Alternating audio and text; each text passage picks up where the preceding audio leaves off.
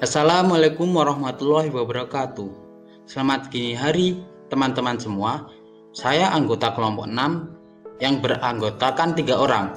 Khairul Anam 1849201018, Nanik Nurjana 1849201008, Okta Dwi Anggraini 1849201010, dengan dosen pengampu Dr. Rizal Perdana SPD MPD, mata kuliah Analisis Perancangan Survei, Universitas Nahdlatul Ulama Lampung. Saya di sini akan mempresentasikan yang berjudul teknik sampling atau pengambilan sampel. Teknik sampling sangat berkaitan sekali dengan populasi. Populasi merupakan kelompok keseluruhan orang, peristiwa atau sesuatu yang ingin diselidiki oleh peneliti. Populasi sasaran, tujuan utama penarikan sampel adalah memperoleh informasi tentang populasi. Oleh karena itu, sejak awal perlu mengidentifikasi populasi secara tepat dan akurat. Contoh, populasi sasaran untuk penelitian. Persepsi akuntan adalah para akuntan. Populasi sasaran untuk calon mahasiswa potensial adalah siswa SMU dan lain-lain. Elemen suatu anggota tunggal dari populasi. Jika terdapat 200 penumpang pesawat dalam penerbangan, maka setiap penumpang pesawat tersebut merupakan elemen dari populasi sampel. Sampel beberapa anggota atau suatu bagian subset dari populasi. Hal ini mencakup sejumlah anggota yang dipilih dari populasi sehingga sebagian elemen dari populasi merupakan sampel. Penting dalam penelitian berkaitan dengan kredibilitas dan mutu penelitian serta biaya penelitian yang harus dibayar. Alasan diperlukannya sampel dalam penelitian. Sulit mengambil seluruh populasi sensus menjadi data penelitian karena A. Populasi demikian banyaknya sehingga dalam prakteknya tidak mungkin seluruh elemen diteliti. B. Keterbatasan waktu penelitian, biaya, dan sumber daya manusia membuat peneliti harus telah puas jika meneliti sebagian dari elemen penelitian. C. Bahkan yang dilakukan terhadap sampel bisa lebih reliabel daripada terhadap populasi. Misalnya, karena elemen sedemikian banyaknya maka akan memunculkan kelelahan fisik dan mental para pencacahnya, sehingga banyak terjadi kekeliruan. UMA Sekaran 1992. D. Jika elemen populasi homogen, penelitian terhadap seluruh elemen dalam populasi menjadi tidak masuk akal. Misalnya, untuk meneliti kualitas jeruk dari suatu pohon jeruk. Mengapa dalam penelitian digunakan sampel dan apakah sampel dapat dikatakan mewakili seluruh populasi? Sampel dapat mewakili seluruh populasi apabila sampel harus mengandung dua kriteria, yaitu cermat, akurasi, dan tepat, precision. Kriteria cermat dimaksudkan agar sampel yang diambil tidak akan bias sehingga sampel dapat memberikan reaksi yang tidak berlebihan atau kurang tetapi memberikan reaksi wajar. Kriteria tepat mengandung arti sampel yang diambil dapat mewakili dengan wajar keseluruhan populasi tersebut. Oleh karena itu, aspek ketepatan ini mengandung pengukuran standar yang dapat ditoleransi terhadap kemungkinan kesalahan pengambilan sampel. Menggunakan teknik pengambilan sampel, teknik sampling yang sesuai dengan strategi penelitian yang dilakukan. Sampling adalah proses memilih suatu jumlah unsur populasi yang mencakupi dari populasi sehingga dengan mempelajari sampel dan memahami karakteristiknya memungkinkan untuk menggeneralisasikan karakteristik tersebut pada seluruh anggota populasi. Kategori sampling dibagi menjadi dua, probability sampling dan non-probability sampling. Probability sampling yaitu proses pengambilan sampel yang menjamin adanya peluang bahwa setiap unsur populasi dipilih sebagai anggota sampel. Probability sampling meliputi random sampling, systematic sampling, stratified random sampling, cluster sampling, array sampling, dan double sampling. Non-probability sampling adalah proses pengambilan sampel yang tidak menjamin adanya peluang bahwa setiap unsur populasi dipilih sebagai anggota sampel.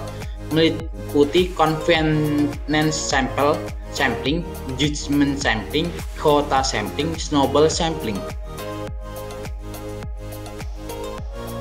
Ukuran sampel. Syarat sampel yang baik adalah tingkat ketepatan precision. Seberapa dekat estimasi peneliti berdasarkan sampel yang terpilih terhadap karakteristik sebenarnya dari populasi. Tingkat kepercayaan. Tingkat kepercayaan confidence, derajat kepercayaan atau ketelitian pengambilan sebuah sampel confidence level 95% sampai 99%. Semakin tinggi confidence level, semakin dapat dipercaya data tersebut. Ukuran sampel dapat pula ditentukan dengan menggunakan rumus Slovin 1960. N kecil sama dengan N besar per 1 ditambah N besar E kecil 2. N kecil sama dengan ukuran sampel, N besar sama dengan ukuran populasi, E sama dengan persen kelonggaran ketidaktelitian karena kesalahan pengambilan sampel yang masih dapat ditolerir atau diinginkan, misalnya 2%. Ukuran sampel. Dalam menentukan ukuran atau jumlah sampel juga perlu memperhatikan pedoman kasar yang dikemukakan oleh Roscoe dalam skala 2000, yaitu jumlah sampel yang paling sesuai untuk hampir semua penelitian adalah 30 kurang dari N kurang dari 500. Apabila sampel dibagi dalam beberapa kategori subsampel, jumlah sampel minimum untuk tiap kategori adalah 30. Dalam penelitian multivariate multiple regression analysis, jumlah sampel harus beberapa kali, sekitaran 10 kali atau lebih lipat dari jumlah variabel dalam penelitian. Untuk penelitian eksperimen yang sederhana dengan penilaian eksperimental yang ketat, penelitian yang baik dapat dilakukan dengan menggunakan sampel sekitar 10-20. Ukuran minimum sampel yang dapat diterima berdasarkan desain metode penelitian yang digunakan menurut Guy 1976, deskriptif minimal 10% dari populasi. Untuk populasi yang relatif kecil minimal 20%. Desain deskriptif korelasional minimal 30 subjek. Metode ex post facto minimal 15 subjek per kelompok. Metode eksperimental minimal 15 subjek. Penggunaan kaidah di atas sebaiknya disesuaikan dengan kondisi populasi dan keadaan lain yang berkaitan. Desain sampling. Desain sampling dibagi menjadi dua, probability sampling dan non-probability sampling. Probability sampling meliputi simple random sampling, systematic sampling, stratified random sampling, cluster sampling, area sampling, double sampling. Non-probability sampling meliputi convenience sampling, purposive sampling, judgment sampling, quota sampling, snowball sampling. Probability sampling, simple random sampling. Seluruh elemen dalam populasi diperhitungkan dan tiap elemen mempunyai kesempatan yang sama untuk terpilih sebagai objek. Kelebihan, kemampuan generasi hasil penemuan tinggi. Kelemahan, tidak seefisien stratified sampling. Setiap unsur populasi harus mempunyai kesempatan sama untuk bisa dipilih menjadi sampel. Prosedurnya, susun sampling frame, tetapkan jumlah sampling yang akan diambil, tentukan alat sampel, pilih sampel sampai dengan jumlah terpenuhi. PS Systematic Sampling. Setiap elemen ke N dari populasi dipilih mulai dari anggota tertentu dalam kerangka populasi. Kelebihan mudah dilakukan bila kerangka populasinya tersedia. Kelemahan dimungkinkan terjadi bias sistematik. PS Stratified Random Sampling. Populasi dibagi dalam kelompok, kemudian subjek diambil dalam proporsi jumlah yang sebenarnya dan perbandingannya proporsional. Berdasarkan kriteria selain jumlah populasi sebenarnya disproporsional. Kelebihan, paling efisien di antara semua desain, probabilitas semua kelompok terwakili jumlahnya. Kelemahan, stratified harus memiliki arti tertentu, lebih memakan waktu dibandingkan dengan simple random sampling. Kerangka populasi untuk tiap kelompok atau strata diperlukan. Prosedur stratified random sampling. Dari setiap stratum yang dipilih sampel secara acak, prosedurnya Siapkan sampling frame. Bagi sampling frame berdasarkan strata yang dikehendaki. Tentukan jumlah sampel dalam setiap stratum. Pilih sampel dari setiap stratum secara acak. PS cluster sampling. Teknik ini biasa juga dinamakan dengan cara pengambilan sampel berdasarkan gugus. Dalam sampel gugus, setiap gugus boleh mengandung unsur yang karakteristiknya berbeda-beda atau heterogen. Kelebihan dalam cluster geografis, biaya pengumpulan datanya rendah. Kelemahan, paling kurang dapat diandalkan dan kurang efisien di antara desain probabilitas lainnya, karena sub-sub dari kelompok lebih cenderung homogen daripada heterogen. Prosedur cluster sampling. Susun sampling frame berdasarkan gugus. Tentukan beberapa gugus yang akan diambil sebagai sampel. Pilih gugus sebagai sampel dengan cara acak. Teliti setiap sampel yang ada dalam gugus sampel.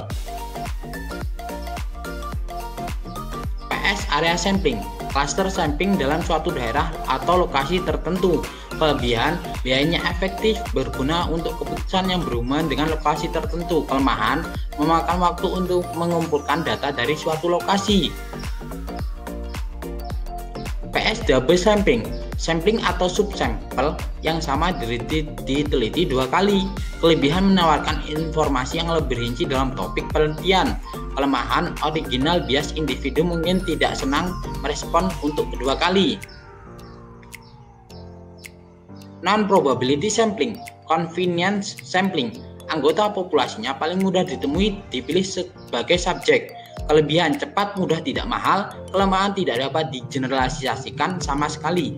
Disebut juga accidental sampling, tidak disengaja atau juga captive sample, man on the street. Jenis sampel ini sangat baik jika dimanfaatkan untuk penelitian penjajakan yang kemudian diikuti oleh penelitian lanjutan yang sampelnya diambil secara acak atau random. NPS purposive sampling. Sampel diambil dengan maksud atau tujuan tertentu. Judgment sampling, subjek dipilih berdasarkan keahlian dalam bidang diteliti. Kelebihan, kadang merupakan satu-satunya cara untuk menyelidiki. Kelemahan, kemampuan generalisasinya dipertanyakan, tidak dapat digeneralisasikan ke seluruh populasi. NPS purposive sampling. Kuota sampling. 1. Subjek dipilih yang paling mudah ditemui dari kelompok yang ditargetkan berdasarkan jumlah kuota yang telah ditentukan sebelumnya. 2. Kelebihan, sangat berguna bila partisipasi kelompok minoritas diperlukan dalam suatu penelitian. 3. Kelemahan, tidak dapat digeneralisasikan dengan mudah. Yang terakhir adalah NPS snowball sampling. Memilih unit yang karakteristiknya jarang. Unit selanjutnya ditujukan responden sebelumnya hanya untuk penerapan yang sangat khusus. Kelemahan, keterwakilan dari karakteristik yang tidak terlihat dalam pemilihan sampel. Metode ini biasa digunakan untuk meneliti kelompok eksklusif tertutup, misalnya gay, lesbian, pecandu narkotik, dan lain-lain. Itu saja yang dapat saya sampaikan, kurang lebihnya mohon maaf. Wassalamualaikum warahmatullahi wabarakatuh. Terima kasih.